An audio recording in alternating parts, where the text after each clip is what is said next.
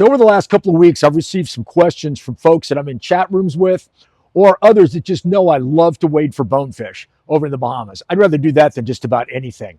The problem that they were having is getting the line out quickly to the fish. So they asked, what is it that I do? So I wanted to show you what I've been doing. Gosh, for the last 50 years, this is the way I've been doing it. It works really well for me. Most of the folks that I talk to were running into the same problem. And I'm going to show you what that problem is in a minute and why I don't do it that way anymore. So normally, let me just set the scenario. Got 40, 50 feet of total line out of my rod at any moment. I've got a 9 or 10 foot leader. That's all, because it's generally very windy over there and you don't need a long leader. I've got about another 10 feet of shooting head out of the tip of my rod. The rest of my running line is behind me. Nice long path straight behind me because I'm wading the flats.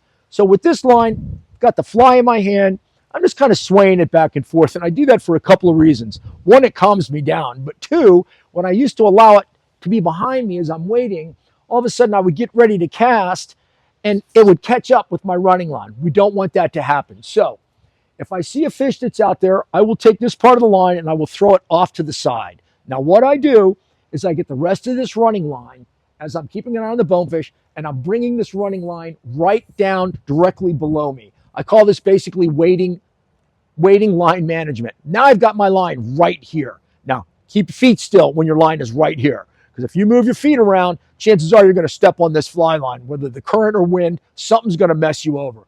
So now I've got the fish out. I will go ahead and I'll take, I don't care how many strokes line. You generally have a lot of time. Nice false cast where you want to go, and then just let her fly right to the target. You notice this fly line came straight up. No restriction from the water or nothing. The problem that the people were having is all that fly line that I told you was behind them. As they would start their cast, they would try to just leave that line and make their cast as they're pulling that line out of the water behind them. That's a lot of water restriction, puts a lot of added weight to your fly line. It's going to impede your ability to get that cast out quickly. So strip that line right to the bottom of your feet, right down here. Keep your feet still, and then go ahead and make your cast from there. That's worked for me forever. Now remember, just because I do it this way doesn't mean it's going to work for you. So take this suggestion, see if you can make it work for you. Does it fit with what you're doing?